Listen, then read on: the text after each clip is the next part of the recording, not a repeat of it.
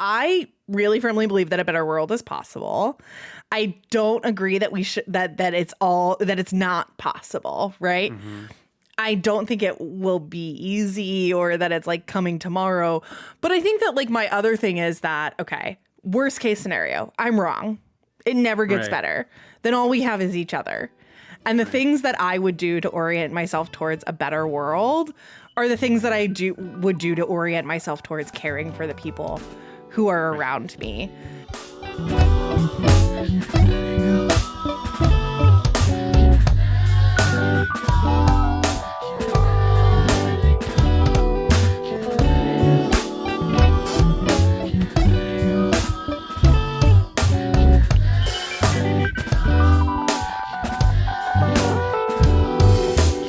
And welcome to Can't Let It Go, the show about the things stuck in our head.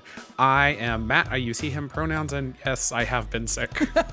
I'm AC. I use they, them pronouns. I haven't been sick, but Congrats. It's good to hear your voice, friend.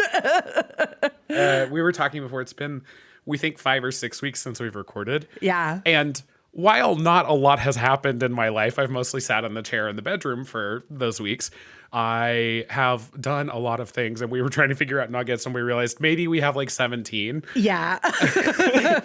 And also, I feel like so many pop culture moments have happened in the last few weeks. Everybody has been really hitting their stride with like great meme structures and all of that kind of stuff. The 2023 wrap-ups, the all of the ins and the outs. Like there are many things that have come and gone since the last time we talked for the show. Yeah. So anything top of mind that you do want to share with me, Matt? The one that is like literally top of mind because it happened today, really, for me, it's more comics. I'm going to talk about comics again. There's like a little mini comics podcast in the middle of this podcast every week, I feel like. The Marvel Ultimate Universe? Yeah. Yeah. So, and it went on for a number of years, started in the 2000s, and it basically got killed off in 2015 with Jonathan Hickman's Secret Wars. Well, they're bringing it back, or at least something else called the Ultimate Universe. And I read today, sorry, job, Ultimate Invasion, which is four books, Ultimate Universe #1, which is a little one shot, and Ultimate Spider-Man #1, which is the first of an ongoing new Ultimate Spider-Man. And it all rips. This is all fucking great.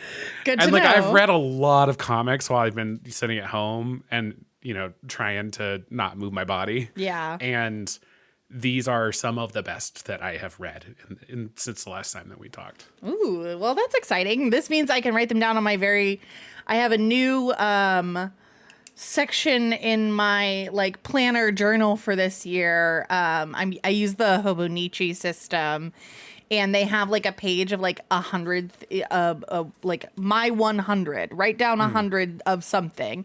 Books you read, things you did, whatever.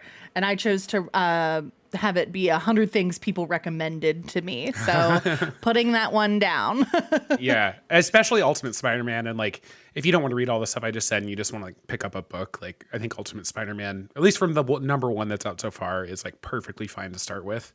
Man, it's just doing some stuff. You think it's going to be a Spider-Man origin story that you've seen before, but Peter's 35 at this, and he's not become Spider-Man yet.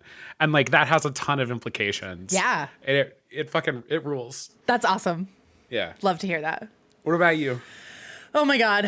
Okay, so I think the thing that I'm thinking about right now is Traitors 2. It's happening. We're getting another season of the Traitors. We have a preview of some of the celebs and people who are going to be on it, and I am just so stoked about Traitors 2. Have we talked about on the Parvati show that is Parvati gay. Oh my God. Parvati is dating a woman. Survivor Queens had their moment of drama returned to them. And there's just so much stuff. I mean, I think this is a great moment to say, if you're a regular listener of the show and you use Discord, join us in the Worst Garbage Discord. We did get to talk about all of those things in the Discord as they happened. But we have not talked about them here on the show yet.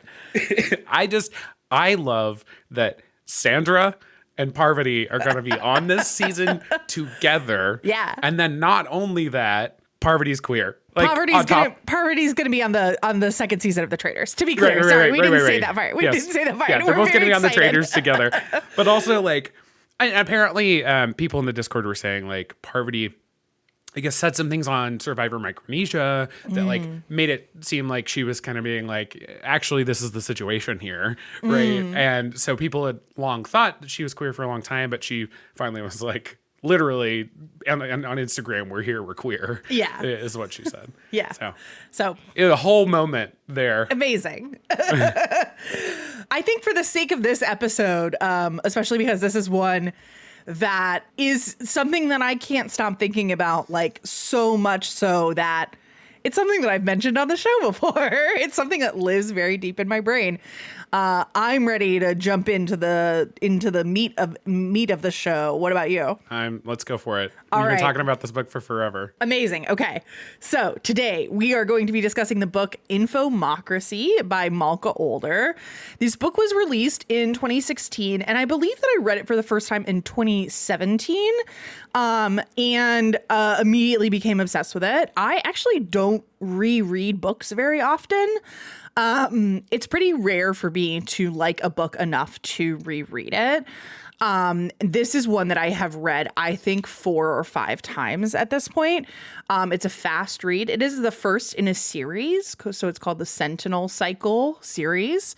And then a fun fact about the book is that actually it was edited by a friend of mine from high school, Carl Engel Laird, who is an editor for Tor Books, or was at some point. I'm not sure what Carl's up to now, but they're cool. And that's why I heard about this book, was from, cool. I didn't know from that. them sharing that they were working on it. So I have a little bit of a different approach.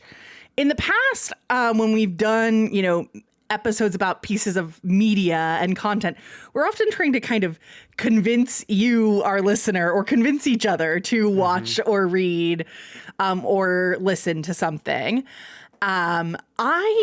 I do want to convince you of those things, but I'm not going to do it by breaking down the story or like walking you through the specific like plot points. We're going to read the synopsis, that the back of the book synopsis.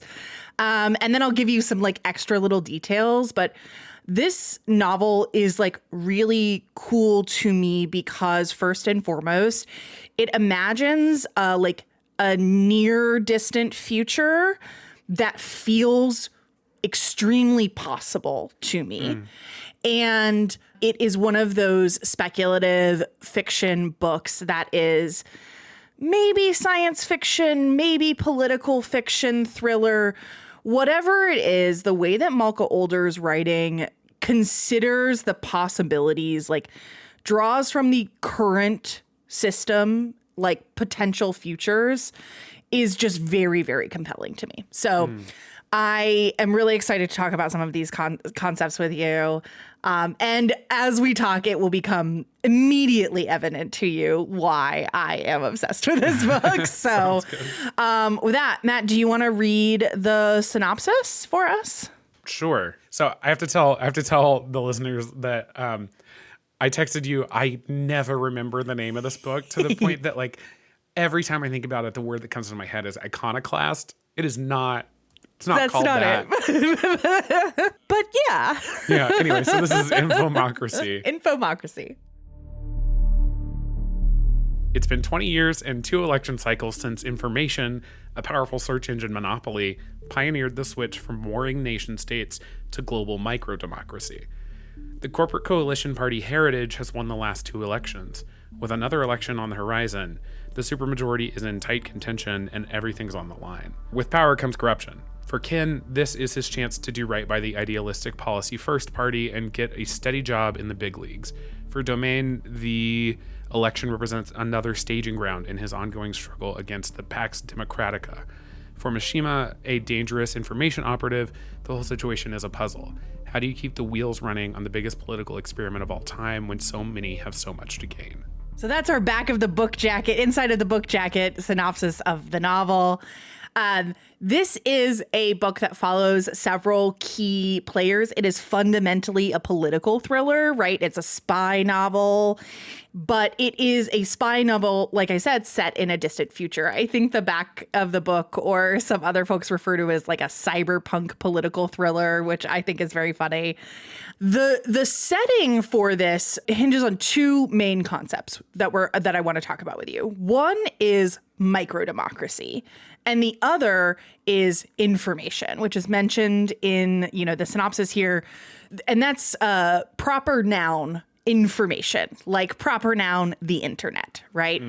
And so information is an extra governmental entity. And I'll talk a little bit about how it comes to be, although that's not really discussed in the book. So the characters that you follow are operatives in the election cycle in some way or another. And each of the characters kind of has their own take on the political system. So one of the reasons why it's fun to read this book is it presents an alternative political system and an alternative political world order, but it doesn't do so uncritically. Like its characters and the novel itself are interested in interrogating the question of, like, if we were to take on microdemocracy as our form of government, would it work for us? What would be the pitfalls? What would be the dangers? What would be the challenges? So let's start with, what is microdemocracy? So microdemocracy is a world government, okay, where every 100,000 people comprise a sentinel, is what they're called. So a territory called a sentinel. Sentinel is just a unit of 100,000 people. Each sentinel votes to elect their political party, who represents the sentinel. And then each of these, there are super majorities, right? So the super majority is the government in the world that gets the most number of sentinels that vote for it. So in the novel, the supermajority is Heritage, is the name of the political party. And it's also not really, it's both a political party, but like also it's a government, right? So the idea here is that you could live in Tulsa, Oklahoma, and I could live in Washington, D.C., and we could both be part of the same Sentinel government, but my neighbor 5 streets over could be a member of a different Sentinel government and could have a different Sentinel government 5 streets over. And so, it reorients the idea of a state to make it very, very small, but it doesn't do away with the potential for, let's say, an entire country to still be governed by a single government. Right. But countries per se don't really exist. Right. There is like this, it was an unprecedented step to form a new international world order, right? And they have been through 2 global election cycles. And these microdemocracy in the novel is essentially only possible because of information, which is, as the word might imply to you, a massive network of, like, basically the internet, but like at eyeball level. So it's like projections onto people's eyes where they're constantly receiving information. That includes ads, like that includes political information, news, video games, right? Like games, stories, shows, a million things constantly running at eye level. And we'll talk a little bit about that as we go. If you'll read for me this second part here, the second quote here, starting with the whole point of microdemocracy. The whole point of microdemocracy was to allow people to choose their government wherever they were. But plenty of people didn't agree with their 99,999 geographically closest friends. Some areas, Ireland being one classic example, vast zones of what used to be the United States another, had been polarized so deeply and so long that your choices, if you stayed, were pretty much A or B. So the idea here, right, is like microdemocracy is supposed to expand your choices, right? You can choose any government in the world that you want to be a member of.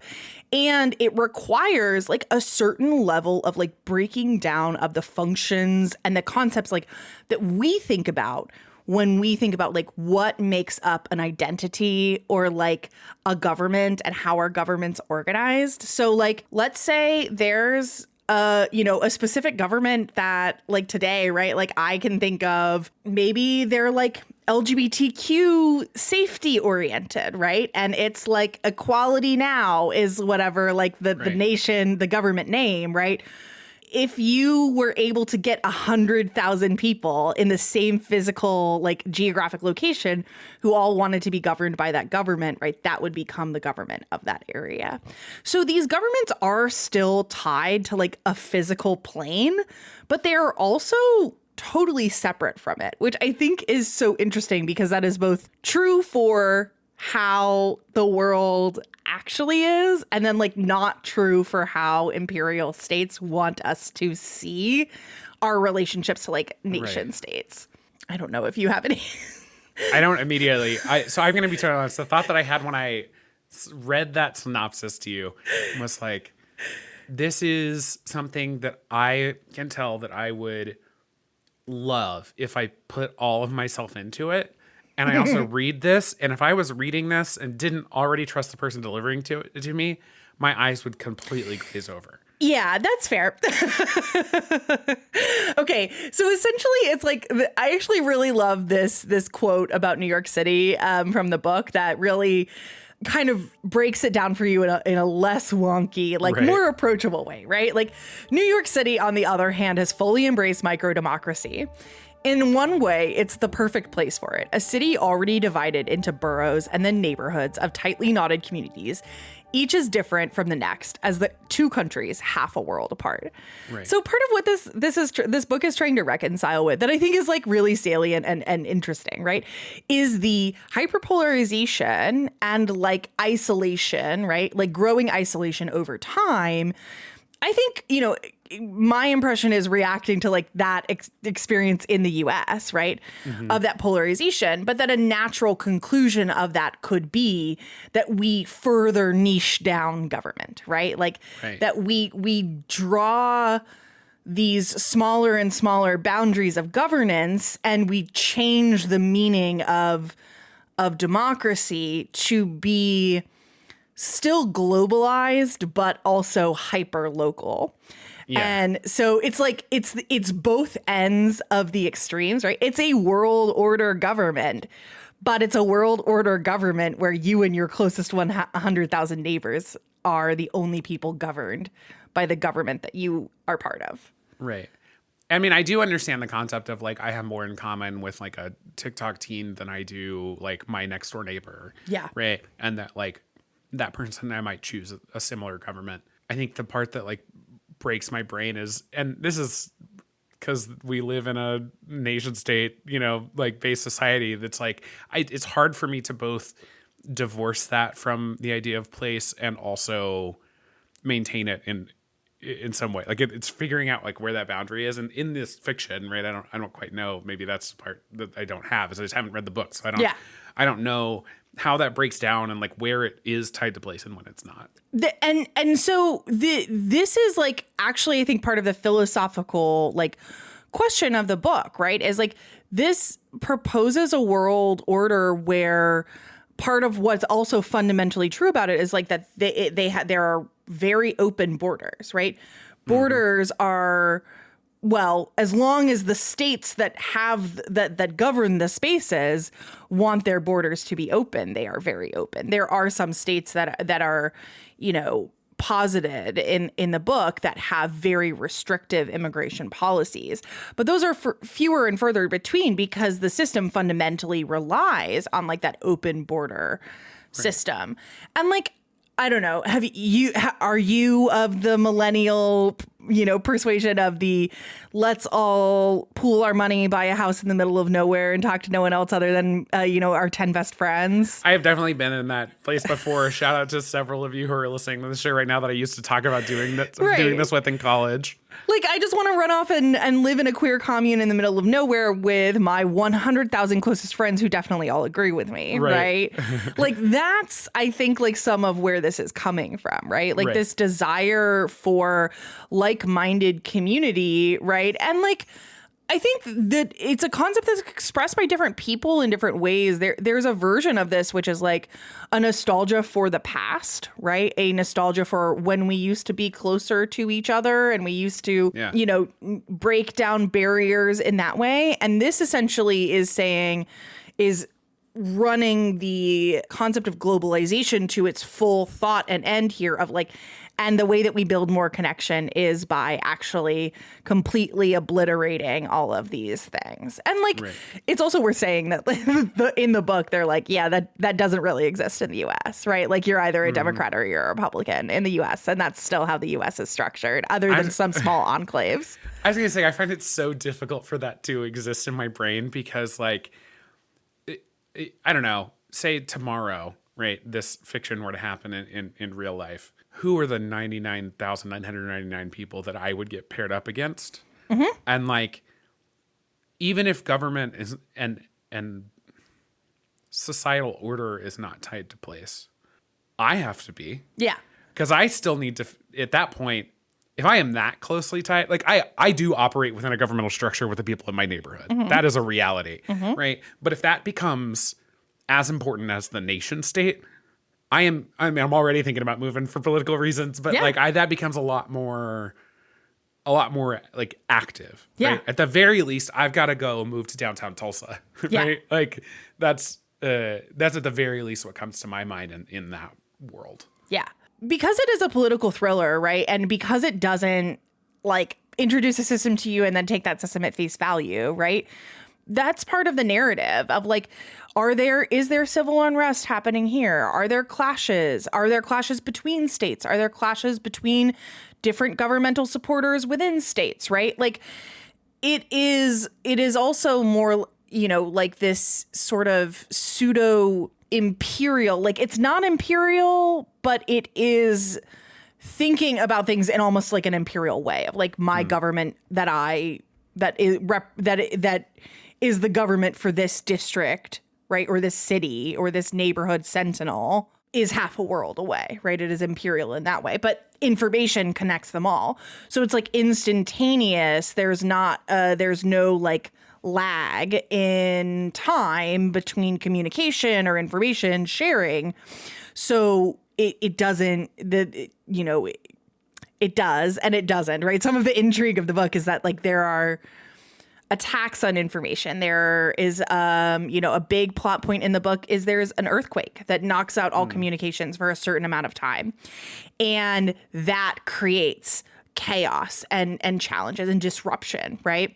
I also I won't make you read this quote because I've heard you on the walls of text that are a little goofy, nerdy. But I really like this book's sense of humor as well. They use.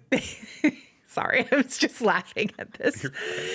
They, in the concept and the discussions of immigration in the book, which all of this is like threaded into the narrative of this story, right? Like one of the other things that's so smart and interesting about this book is that it is a really, really intellectual take on political world order. And it is folded into a really brilliant, very compelling, easy to read, fast-paced spy novel story, political thriller. So what is making me laugh, though, is this idea of mander-jerrying in the book.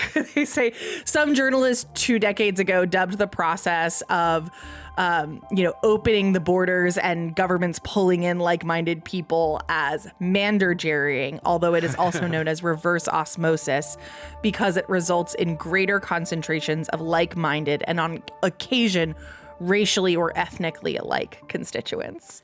So the thing you like just described was the thing that I was talking about, right? Which is that like one of the reasons that we are moving back to DC, right, is I would call it more of political leaving something than political going to something. But like this idea of like minds moving to similar places is like a concept that I'm already very familiar with as a person. Yeah.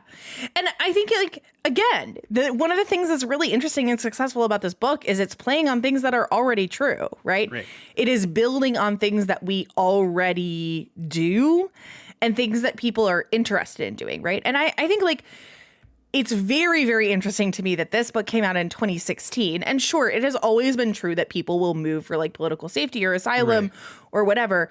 But like, I think that it's really interesting, like in my day-to-day life, right, where I'm talking to people who are making calculations of like, I need to move states so that I am safer, so that I have access to my healthcare, so that my loved ones have access to their healthcare, have access to the legal procedures that they need to change their name or their gender or their physical body, right? And that piece of it, like, I think in the same way that like Parable of the Sower feels very prescient to me for very specific reasons, this book too, right, is prescient in that way. One of the other things that I love about the microdemocratic structure as it's presented in the book is this interplay between like countries that we're familiar with being name dropped, whether or not those countries are still their entities of themselves. And also one of the other forms of government that's the most common are corporate governments. So Philip Morris is mentioned as a corporate government, Sony Mitsubishi, Coca-Cola. These are all corporations that over time become governments of these individual city-states. And lots of them are like, oh yeah, it's like where the people who work at these companies live. But some people just live in those areas because they're safer, because they like the products, because they like the freebies or the bonuses. They are often talking about like what different governments give away. There's like, I can't remember what the company, the Nestle. Nestle is one of the corporate governments. If you live in a Nestle Sentinel, they like give away baby formula, that kind of stuff. Like, and Wild. So, yeah. So like, and that's like really topical too, just for like the real world, the real fucking world. Yes, exactly. And like it plays on this like historical idea that is much less common, but still does happen, right? Of a company town, right? Places where whole communities are oriented around the fact that the majority of the workforce works for one company, right? Like, it's also really like an effective piece of storytelling for me, a person who like is really interested in the ways that private companies run our current or are engaged in the oligarchic project of influencing U.S. government and policy, right? And like, it feels really satisfying that a speculative fiction of a future world would acknowledge that like a corporation might become a government. There was a news story, and I'm not going to remember the headline exactly, but it was like the big 3 tech companies have already made enough money to pay all their fines in the first 3 days of 2024. And it is always a thing that really hammers home to me that like existing governments are basically powerless. I mean, they hold power over their people, but they don't hold power over every structure within them. It does not surprise me that in an imagined future, someone would imagine more oligarchy. Yeah, and it's not even presented as like, I think it's not even presented as oligarchy. It is like this just acknowledgement that those things aren't going to go away. And other people actually have more freedom now because they get to choose not to be involved, right? And I think that that's really interesting. Well, and I also think that like, especially if you're coming from the world we're in now, like at least for a long period of time, people are always going to like, I don't know, simp for their favorite capitalist, you know, like I can, if I were writing this book and was picking the companies, you know, that had government, like there's an Apple government. Like 1,000,000% that is happening. And there is a competitive meta government or something that people are also on the side of. I'm just like picking the Threads debate right now. Amazon, whatever. Yeah. Yeah. But like, and then people among them would be mad at each other because it would just be an extension of the existing sort of like identities that people already have. Like that would exist as a subset of this world. Yeah. And like that does kind of happen, right? There is conflict. And I this is the first book in the series and there are 2 other books. The second book talks a lot about the complications of microdemocracy at the edge of information or in places where there's a less reliable connection to information, in places that are more where population is more spread out. So 100,000 people are much farther apart versus, like in one of the states one of the Sentinel state areas that becomes known as Jabo di Ta Bek Ban, which is Jakarta, like the area that we know as Jakarta, but it's like just a smashing together of like the Indonesia, like all of the beginnings. Right. And like there are hundreds of Sentinels because there's huge volumes of people in a very small area. So there's this quote in the book: in half an hour, Ken can walk through upscale enclaves where intellectual rich have voted for tranquility and gardens, keeping out anyone who doesn't belong with guard-enforced no trespassing laws. Squalid Sentinels where the whole 100,000 seem to be packed on top of each other, sustained by drugs and cigarettes and probably subsidizing some faraway co-constituents through cheap labor. Neo-communist areas with massive canteens and service economies, governments where pork is illegal, where beef is illegal, where any meat is illegal, along with advertisements, soda, and material possessions. Of the 2,207 registered governments, nearly 150 hold at least one Sentinel in the northwest tip of Java. And so it's trying to give like scale for how many people live there, right? Right. And so in the second novel, the first novel does a lot of like tackling the problems of information in these very densely populated areas. The second novel approaches a lot of the challenges of information and this city-state tension in outer-lying areas or in countries that have not bought into the microdemocratic system, right? And so this is where the complications of microdemocracy come into play. That Jakarta quote is also contextualized in the understanding of like this character is constantly moving between governments. And so like to us, it would be like crossing the border between Mexico and the US every 5 minutes, right? Like it is a short distance of time. And this is like it becomes a fun and interesting feature of the novel because it like plays into like the spy chase scenes that happen. And you get characters who are like making calculations of like looking up what governments have extradition treaties with the government that they're running from, right? Like these like very interesting dynamics of I have to stop and check before I cross this border. Do I have a gun on me? Are guns allowed in this territory? How risky is it? How intense is their security? What are their approaches? And like these calculations are happening rapidly within the context of the novel. And it's just like a cool little it adds a lot of flavor to the text of like the drama of the chase scene in a way that I really like. One of the other problems that the novel talks about is like government collaboration, population distribution, novelty governments. Oh my God. Okay. Please do read this. So the novelty governments part comes up a number of times, but I would love it if you'll read this quote from that's under the novelty governments section in the notes. But in this moment in the novel, what has happened is, as I mentioned, there's been an earthquake. And so this is sort of this like throwaway little paragraph about emergency response services during the earthquake. Sony Mitsubishi teams are all over the place and seem to know their stuff. Hello Kitty, not so much. She's talking not about the corporate conglomerate that includes Sanrio, but about Chao Kawaii, a single Sentinel government specializing in fanfic and cute characters. Economically, they do pretty well, but apparently they haven't been investing much of their revenue in disaster preparedness.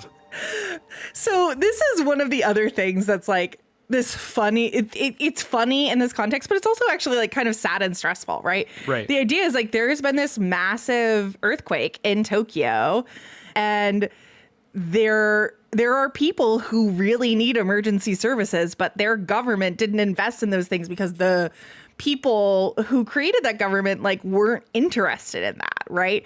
So this idea, yeah, you can create a government as long as 100,000, you can get 100,000 people to vote for you. You can run your own government.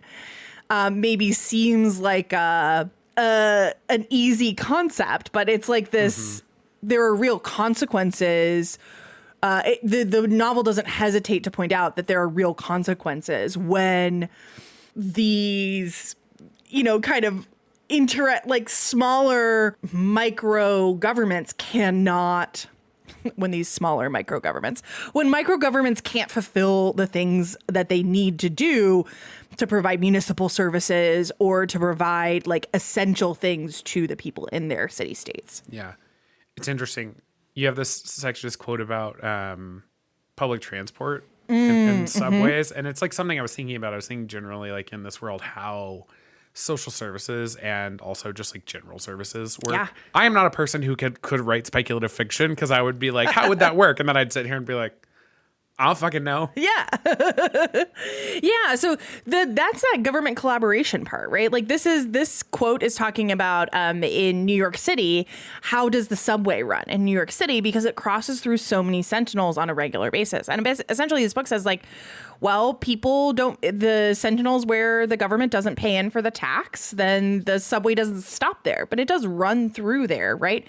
And this is this part of like the level of coordination, the level of information that's required for this kind of thing to be successful is only possible because of information, because of this level of connection and, this extrapolation of the internet. So I want to pivot and talk about information. And this is often the information piece of it is really the thing that I am almost always thinking about, especially as we start to have conversations about generative AI, especially as we have, when I have conversations with various people in my life from various different approaches of like, how much time do we spend on our devices? How much time do we spend consuming content? Like, how do we think about our lives and ourselves filtered through the experience of having parasocial relationships with any number of people, topics we've talked about on this show, right? But information is everywhere. It is literally everywhere in this world. It is tied to both physical and virtual space. The idea is that it is projected. They don't ever say if like everybody wears glasses or if there's, I think they actually, no, I'm rethinking that. I don't remember. They don't really get into the technicalities of They're not how getting it into works, like hardware right? It's and very, like how this is functioning. Yeah, it's like this is happening. Right. Everybody has access to it. And it's basically like if the UN was like, we've made the internet free for everybody, everywhere, then what would happen, right? And in this case, the idea is that it's not the UN, it's information. It becomes an independent entity. Information is not a government, but it has representation all over the world. There are information offices everywhere. And the information that's possible for you to receive is also everywhere. Walking down the street, you are seeing both virtual and physical ads. So I know that this is a big block of text, but this is the block of text. This is the quote early on in the book that explains, I think best how these different, how information is different from just like the cell phone that you and I use. So first, though, she calls up her information. Like most people, Mishima has a couple of favorite feeds, sources that she's found to be fast and reliable, though she's probably pickier and a better judge of reliable than most people. She has her screen set up to automatically calculate and source the most popular feeds globally and locally, so that at any given moment she knows what most people are learning. She includes the major news compilers, regardless of how many people are paying attention to them, broken down to the continent level and sometimes further. Besides that, her algorithm adds in a couple of random streams that flick between various compilers, opinionators, and virtual plazas without regard for size or relevance. It's a tactic that reminds her every time she uses it of the panels from Watchmen, where Ozymandias watches multiple TVs, tuned to different channels to reach a composite view of society and make predictions, both financial and political. Not for the first time, Mishima wishes her world had as few channels as his. Yeah. That's funny. Yeah, it's funny, yeah. It's this idea of like information overwhelm, but that the volume of information is massive. And I think it's worth saying that like Mishima is also presented as a character who's like an assassin, who is like a high level operative. She's taking in a lot more information than say the average person.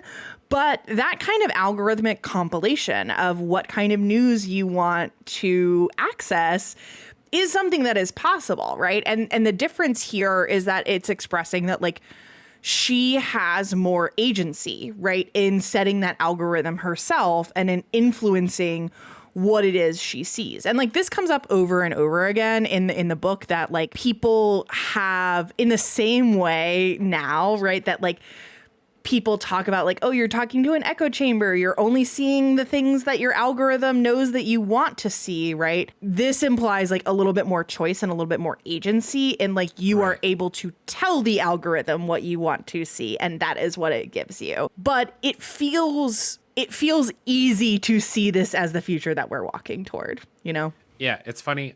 I agree. And also, every time I am introduced to one of these like internet-based like speculative futures, they always imagine things as like so much easier than they are. Like this, like I'm reading this paragraph and I'm like, this idea that you could like have feeds of quote unquote information, which I'm going to assume are just like people outputting things onto an internet of some sort, and you could get them all in the same place with a simple device that like you knew how to navigate. That is, people have way too much desire for their thing to be the thing you care about. Yeah. For like those to be all in one spot, right? We're currently reorganizing social media to some extent around federated like tool sets like AT protocol or ActivityPub. I almost forgot ActivityPub and I feel like I'm a huge fan. But like, we're not there. Like, we're not even close to there because people still care and I say people, I'm talking about corporations care a lot about proprietary solutions to information problems and other problems generally. But I read that, and that's the part that is the fiction to me. Yeah. The part that's the fiction to me is like how well it works and how seamless it is. If you can get it to that state, right? The horrors or, you know, the whatever pleasures we'll call it, right, of that society, absolutely, I think could look like this. But I'm also like, I think we're a little too selfish and dumb to make things work out at this exact way, at least. Yeah. I think that's not wrong. I think that like some of what I see in the in the story is that there's actually not a lot in the story about like how it all happened, right? Like I said, there's not a lot of background. It's just that this is all there now. I think that trying to tell the story of like how information came to be is impossible because it is the part that is fiction because of all of the things that you said, right? Like, like it would be an arduous process. And like, for what it's worth, a lot of like what the book is about is all of the different ways that people, more than the opinions that people have about microdemocracy, which the book is centered around like an election, right? So of course it is about microdemocracy, is about people's opinions about information as well as microdemocracy, because information has not always existed, and information is a neutral entity, but it is a separate entity from your government, right? And so there's all of this complex, like, there are attacks on information. There are interruptions in information, right? The microdemocratic system, you know, without spoiling too much, right? Like, voting happens through information, right? And so if information is disrupted, then what happens to the vote? What happens to the election? How does that influence? Like, if information is down, world government, like in one part of the world, everybody can talk to everybody else except for this one part of the world. And so, I don't know. It's just really fascinating. I think the other idea is what the idea is about like your personal information, right? There is the idea that you have a public profile that is like displayed next you can have a public profile that's like displayed next to your face basically while other people see you. So you'd be walking down the street and someone can see just like your name, information, whatever. If you wanted to show that to people, you could also have it like private. Right. It is like, it's everywhere. Quote, he takes the silicone mug to the gate. It's animated maps showing the recycling bin closest to his current location, auto-updating as he moves, right?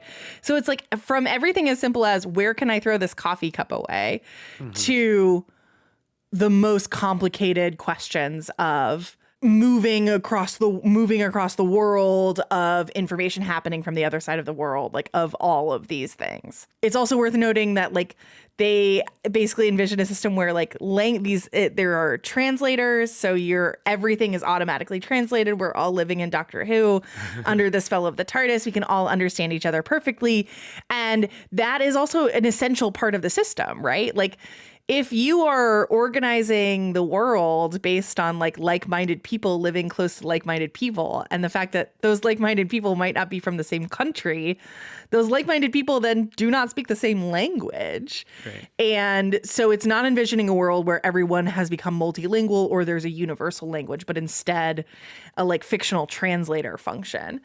And there are other like mods and like cyberpunk kind of mods that are talked about, like antenna or radar attachments or like things to heighten your senses, and other like small body modifications that I think are like just kind of run of the mill sci-fi. They're not like the most interesting. Like they're not information. They're not this like language translator chip. But they are interesting in the context of the novel. And I think my thing is like, I don't know that I would want a universal language translator. Do you know what I mean? Yeah. I mean, having been in the room when Jonathan's like, they were talking shit about us. I'm like, cool. Oh my God. Yeah. I still think about the delightful experience that I had when I went to Rome not earlier this year. Last year I went to Rome. Last year I went to Rome and flew on Lufthansa, the German airline, on the way there. And my partner speaks German, is fluent in German. And so when we were on the plane, the very nice flight attendant started out the conversation in German. Obviously, she also speaks English. And because Mac responded in German, then turned to me and spoke to me in German. And I was just like, may I have a bottle of water, please? Because I truly did not know what was happening. So maybe it would have come in handy, I guess. But I think that there is also something to me about the flattening of this. I think one thing that's exciting about the way that this novel presents a future of globalization is that it doesn't flatten out the unique details. There's not a universal language. Instead, there's a universal language translator.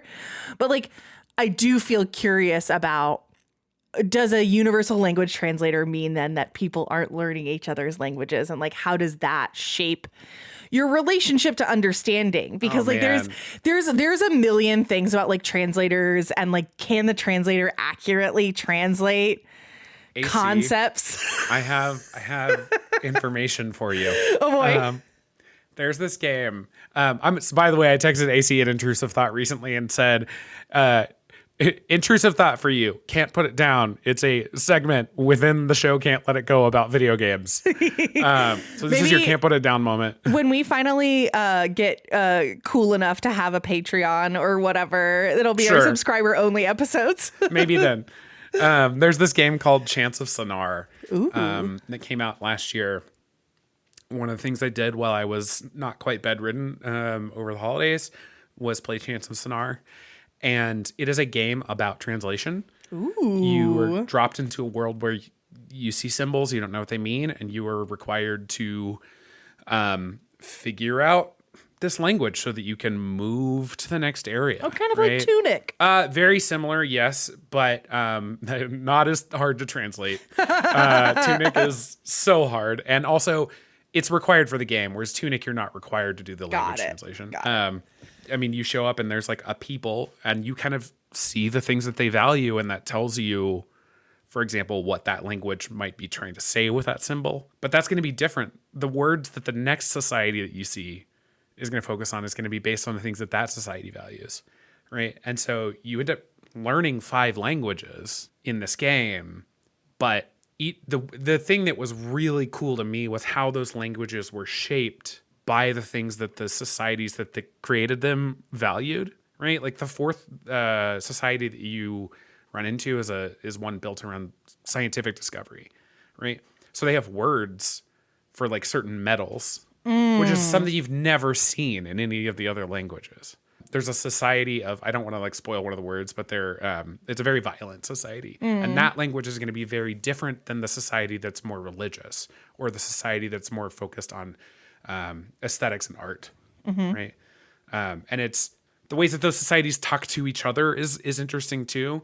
Anyway, that when you're talking about translators and the idea of something being lost in translation, it's about what, to me, the people that speak that language natively mean by things. And I also now am like, okay, but the way that we live our lives at the moment is very language is tied to place. What does that have to do in a world where like nothing else is really tied to place anymore? I mean, the language family is famously Indo-European, right? Like famously tied to place language. Right.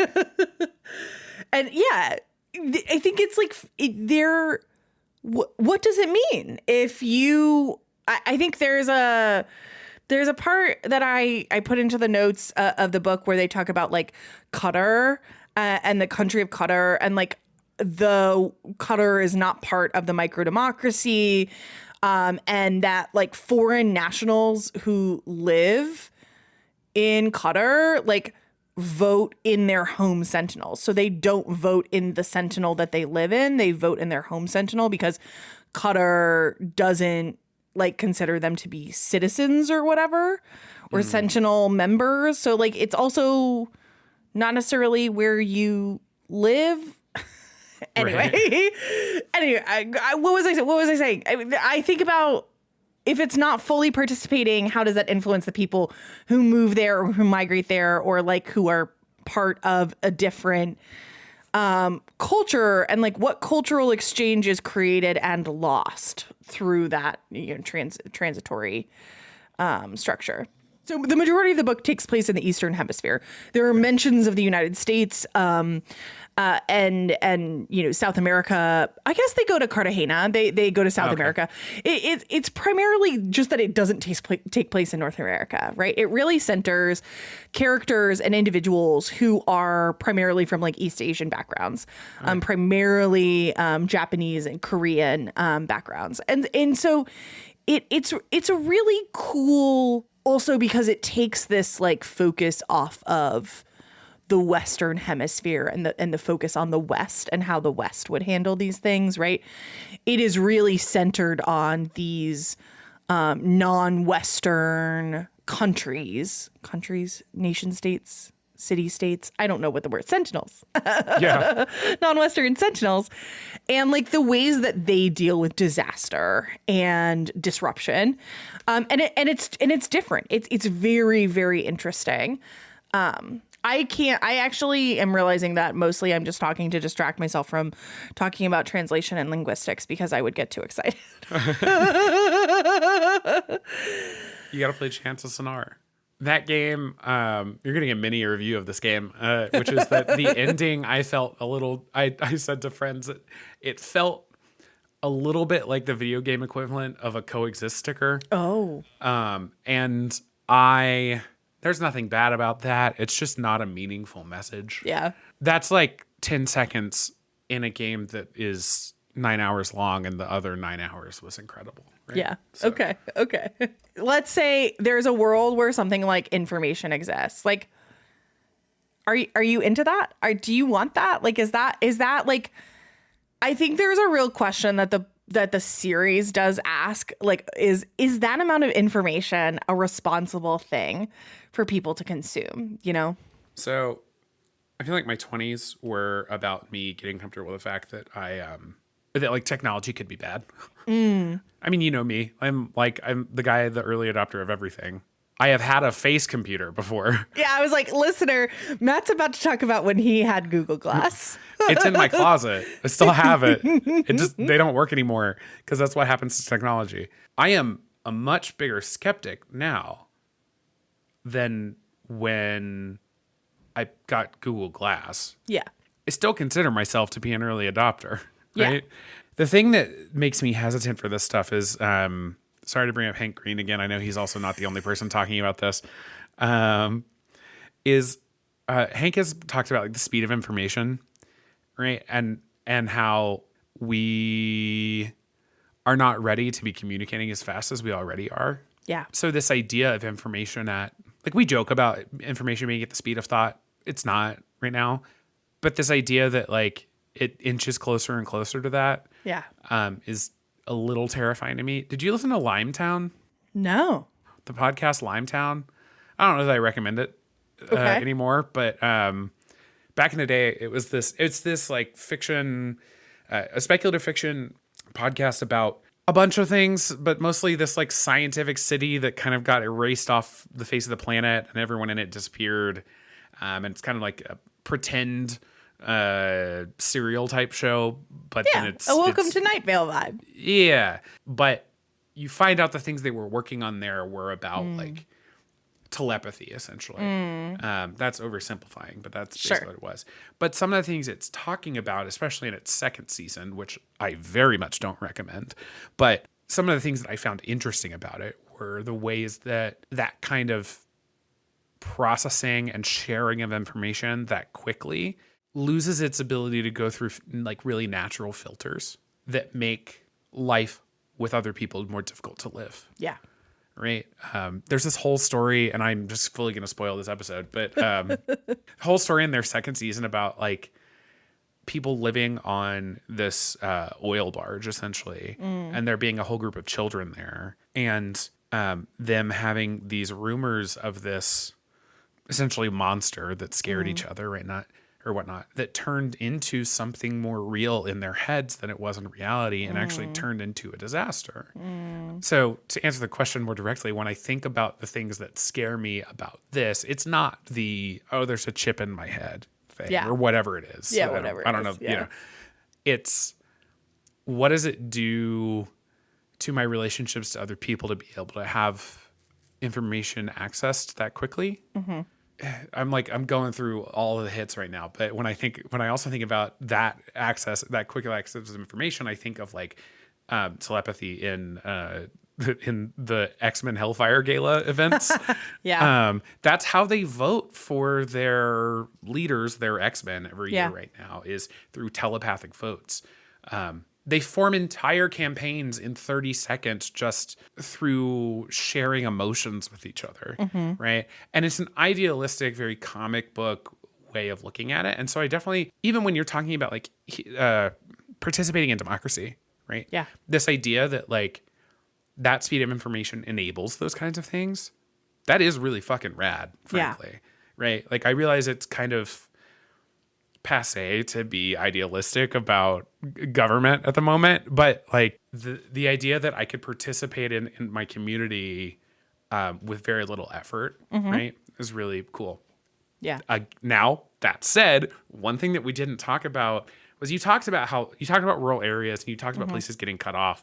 But a thing I personally think about a lot is rural internet access and how we've basically abandoned rural America, right? I don't know about anything outside of this country in terms of internet access. I'm sure it's just as bad because, I don't know, capitalism exists everywhere or mostly everywhere.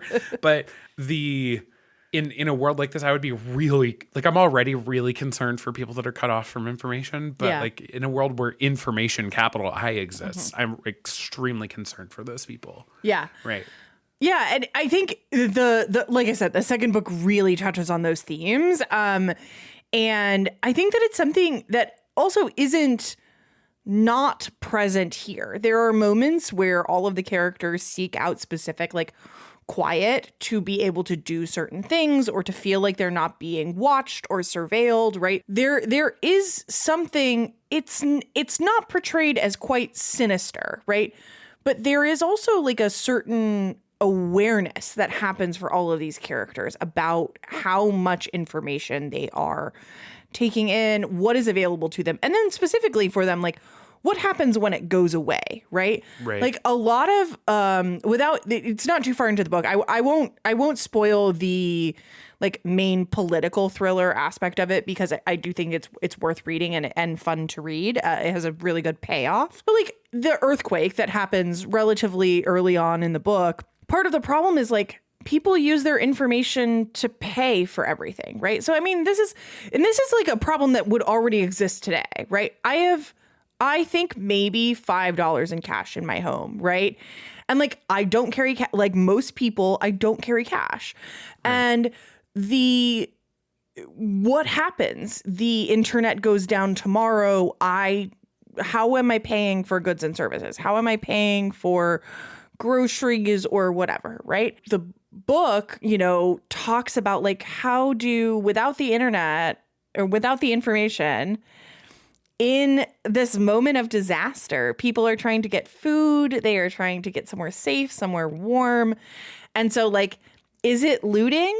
Is it if you write down your information, if you write down your like personal identification number and you promise that you will pay when information comes back up? But then there's like this there are a number of exchanges with people where they're like, well, I don't know when it's coming back up, so I'm not doing that. Because I don't take you at your word that information will come back, that I will get paid, right? And so there is also this through line in the novel about like the distrust that can be created when our systems are disrupted, and then like the different reactions that people have. I think one thing that I love about this book is the way that it allows a lot of individuals to come into the story with different perspectives. There's not a single truth being presented in the book as like the one right thing. Although I will say the one thing that is clearly portrayed as the bad guy every time is like corruption, right? Like corruption, exploitation, those are the things that that should be rooted out or removed from the system, right? Consolidation of power by cheating, by stealing, right? Not consolidation of power by gaining ground. And so the characters, I haven't even said this to this point. The characters are right, like this spy Mishima, Ken, who is a pollster for campaigner. Sorry, he's not a pollster. He's a campaigner for Policy First. So he's an organizer, like he goes around talking to people about the government that he works for to try to get them to vote for it, right? A spy for like a straight up spy, like somebody who she's not really into it. She's not like an advanced spy. She's like somebody that a political party member is paying off to give right. Pass along information that she learns about liberty, about one of the governments, right? So like all of these people come to the story from different perspectives. And while they don't have explicit of conversations like you and I are having about like, what does that mean for our world, right? They are talking about, information goes down. They do talk about like, what would you do? What do you think? What is happening beyond the like actual just text of the plot of the story. And I think that that's really cool. All of that to say that I think that I don't know how to feel about the idea of a world where this amount of information is available. Because I think one of the other things that I also like about the novel is it doesn't shy away from saying that like this is a future where you are heavily advertised to constantly every day in every single way. And like the thing that is currently making me just like frustrated every time I try to engage in social media right now is just the number of ads that I am seeing. Specifically, I'm thinking about TikTok and talking about TikTok. The introduction of the shopping tab, the TikTok shop, every 2 of every 4 videos I see, 2 of every 3 videos I see some nights are like eligible for commission, are people trying to sell me something. And so, it's exhausting, right? You know, to only be seen for the capital one can provide. So I like that the book doesn't shy away from like ads are a very big part of this, right? It's not that capitalism or the consequences of capitalism have gone away, right? All of those things still exist. Right. There are more opportunities for a reprieve, but it's not, you know, an idealistic future where everything like is perfect. Yeah. So an update on Matt's TikTok feed. Ooh. I still don't have TikTok shop. I've not seen a single TikTok shop. I am just like actually so deeply jealous of you. People complain about it all the time. I'm like, man, I'm living a year ago. I don't know what's going on your TikTok feed. You're so blessed. I've seen the feed that has like 5 things at the top. I'm like, I'm over and following for you. I don't know what's on with your app. Truly, you're God's favorite, I guess, is what I'm learning. I update my apps. I told you I'm still an early adopter. Okay, sure. I just bought an Apple Watch Ultra. Okay. Okay. The reason I think about this book so much is both the world that I work in, where I think about politics and world order all of the time. Something that I used to say to myself a lot, right? Which is when I really am deeply invested in not to get like really earnest for a moment, but to get really earnest for a moment, I am just like deeply invested in the honestly very challenging for me work of imagining a better world, right? Like I really deeply believe that a better world is possible, and that I don't have the, like, me personally, I don't know how, but I know that like I believe in our ability to work together to get towards a better future. And the way that I used to express this was when I envision a better world. My version of a better world is a world where communities are organized by their like community garden rather than their police precinct. And that is like that kind of micro level that this book is reflecting as a possible future, right?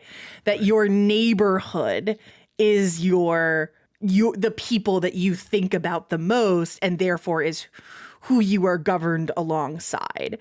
And I mean, that's generally true now, right? Like my city council person does represent me and my neighbors, but like the empowerment of like the potential to have more of a direct say in your day-to-day experiences of governance is interesting and appealing to me, but I actually don't know that I would like it anymore, that I like the current system, right? Yeah. You sent that about imagining a better world. I'm just curious, me and you, what's your relationship to doomerism? What do you mean by doomerism? Just this the approach that I think I see a lot more often every day, that things will never get better. And I don't know that these folks that I'm thinking of are necessarily saying we shouldn't try. Yeah. Right? But I ask because I clash with it, but also agree with a lot of the things that some of these people say. Sure. Right? But then I see things like that and I'm like, no, but like if we don't have hope for a better future, then there's nothing worth doing. Yeah. I mean, I think that my thing is that I really firmly believe that a better world is possible. I don't agree that we should that it's not possible, right? I don't think it will be easy or that it's like coming tomorrow. But I think that like my other thing is that, okay, worst case scenario, I'm wrong. It never gets better. Then all we have is each other. And the things that I would do to orient myself towards a better world are the things that I would do to orient myself towards caring for the people who are around me, who are all that I have in the system that I'm suffering under. So like, I think for me, it doesn't change whether or not I'm right that we can get to a better world, like whether or not that's true. It doesn't change like the level of care that I want to have for my community and like the level of care that I want other people to have for each other. Right. And so like I'm still going to use my energy to do that work and like to because like I think like the answer is, Matt, depends on the day. Right. Depends on how many people have annoyed me. Yeah. Everything's ending. The world is ending. But I think like the thing that's the hardest is that it can be really, really easy to feel like we've arrived at a place at which there is no going back, right? Like we can't turn back time. And that's true. But you're only ever doing the same thing over and over again until the point at which you stop doing the same thing over and over again and you do something different, right? Right. Like there is always an opportunity. There is, in the course of human history, one thing has been true, and that is that things will change and that we get to be part of that change. How they change is like a big question. Is a big. I think it's a healthy way to look at it. I think I see these conversations, be it about the deaths of thousands of Palestinians, or the murder, I will say, of thousands of Palestinians, or be it climate change, and I don't know how to feel, but I see other people being really confidently sad is like too small of a word, right? Very confidently convinced that nothing will ever be better again. Yeah. And I get it. I'm not trying to like judge people for having those feelings at all. But the thing that makes me feel is like, I both feel helpless and like I can't do anything but do what I can to make some kind of change. Right? Yeah. Like that feels like the only option to me. Right. Yeah. Even if all that is like throw $50 at buying eSIMs for Palestinians or something, right? Like if that's what I can do that day, then that's what I can do that day, right? Yeah. And I don't know. I think about it a lot because talking about being bombarded with information every day, I'm constantly bombarded by like, hey, Earth, it doesn't like us and is kind of mad that we fucked it up. And also, hey, we're like, people are still being murdered in Palestine every day. Yeah. And like, I both want to be reminded of those things and also am like, what is my responsibility? I don't mean generally. I mean like in the 5 minutes in which I'm seeing these things on the internet, right? Yeah. Yeah, I'm thinking of two like quotes and thought patterns that have been very important to me over the years. And I think like one is the hope is a discipline, right? Like hope is a discipline. We look at the world around us and we choose hope. Like we choose to, it is an active choice because it is very easy. It's very easy to be demoralized by those things happening around us. I think the other one that I'm thinking of is something that I shared actually early on in the genocide in Gaza. It's do not be daunted by the enormity of the world's grief. You are not obligated to complete the work, but neither are you free to abandon it. Yeah, that has helped me a lot. Yeah.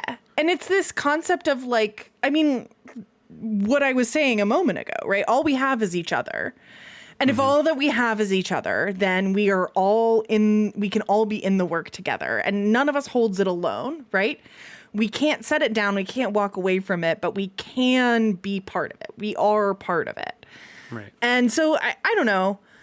I think you're right. We're not meant to hold this much grief as individual people is another part of it too. And I think a lot about that. Yeah. I don't know. One day we'll do our collective grief episode and we will end up crying about these exact things. Yeah. I at this point, I like also don't even know, like, what does it mean to do a collective grief episode when we're sitting in our homes? Right. Exactly. Right. And it's the one we keep taking down the road because it's like, it's easier to talk about Barbie or a speculative future than it is to admit that it sucks to be me, right? Even when I'm sitting in my house that I own, right? And, eating food that I had brought to me, right? Like it's hard to have those feelings. So I 100%. Yeah. Yeah. This has been, a little detour, but I think you can see how when we got to here, when I am thinking about these kinds of things, when I'm talking with people about a potential world or a future world, or when I'm just talking to people about like the impact of consuming things on social media, of like my job essentially being to put content in front of people to share information, right? Like that is a lot of what I do on a daily basis. I think about how will people receive this? What will they say? What will they think? What will they do? And I really like my job, but there are also a lot of downsides to social media. There are a lot of downsides to the amount of information that people can access. And also, we are better equipped to have bigger, more difficult conversations. And honestly, for the world to be more interesting because it is more connected than we ever have been. The world is a better place for the exchange of information and the exchange of cultural concepts and the exchange of like shared experiences between people from worlds away. I mean, I believe that. I know that some people don't, and that's okay. Like, but I truly believe that. Yeah. I think I had to think about it because I don't know what I think. I think that sentiment, I will say, and this is not you saying this, gets used by some people that I'll just say don't trust. Yes. Right? For sure.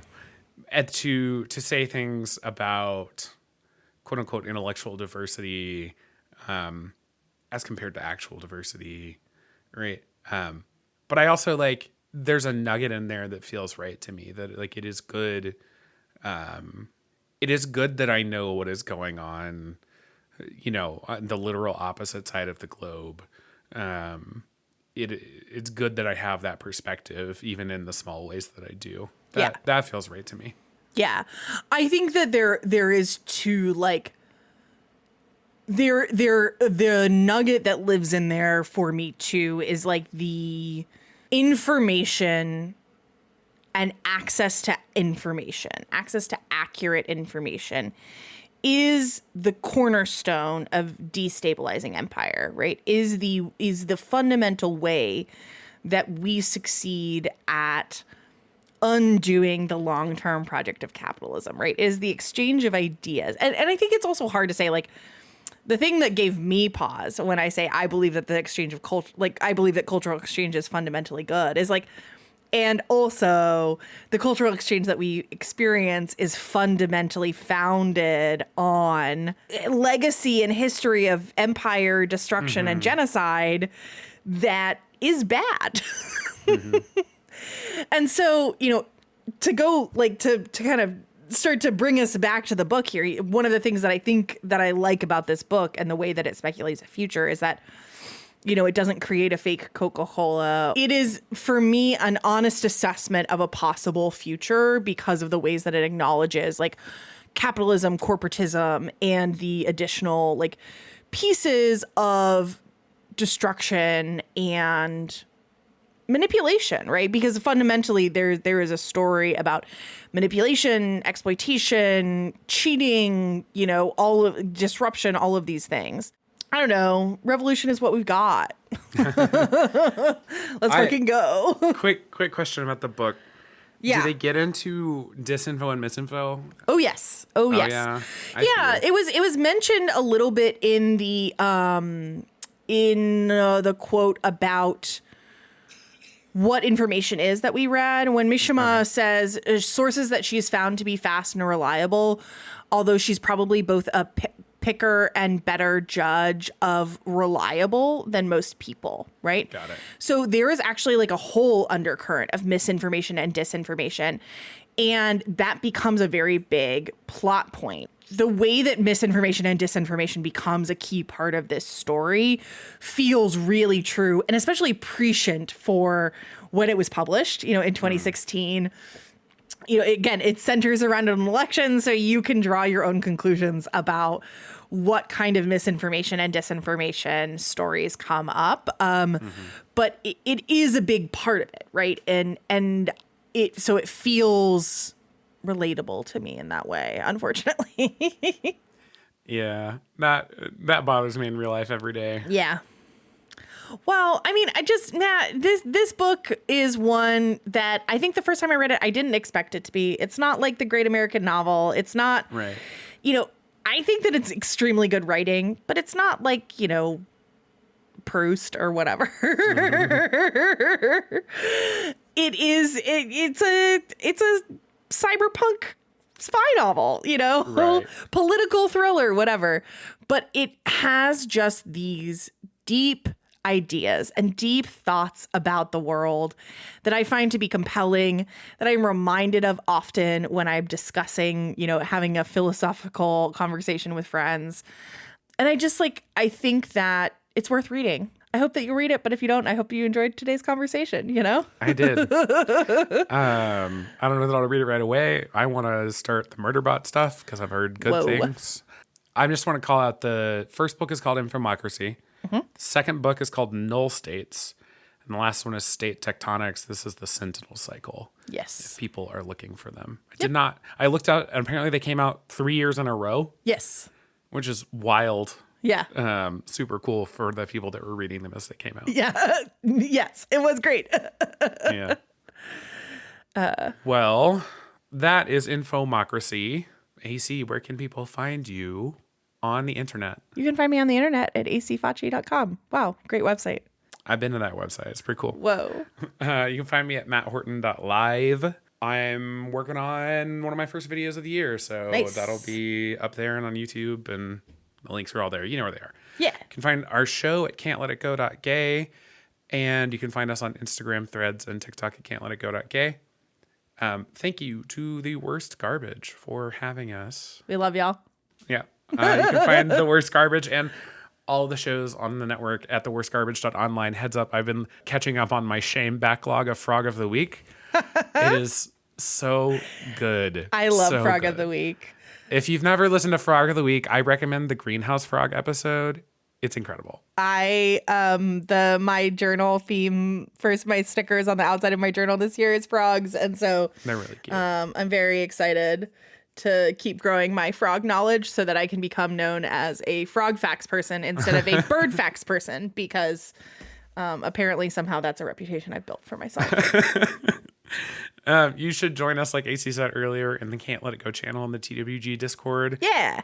That link is on both the network website and our show website. Shout out to Scout for making our art for us. Amazing. She does not have any commissions open because I bought one of them. Ooh. So we're going to find out when she finishes her commissions. You'll get to see that. Shout out to Pragmatism on Twitter, my friend Ethan, for our music. And next time, we have a guest that I am thrilled about, and I'm going to tell you nothing else. We're so excited. I'm just absolutely thrilled that this worked out. It's a goal, but I'll just say this. It's a goal of mine this year more generally, just to email or post at We're cold calling people in 2024, baby. That I want to talk to. And hey, the first time I tried it worked out. So hey. Anyway, next episode, you will get to figure out who that is. And we'll talk to you then. Yeah, talk to you next time.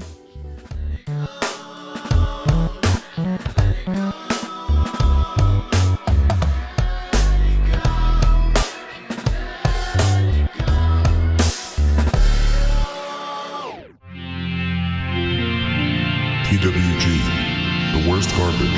Online.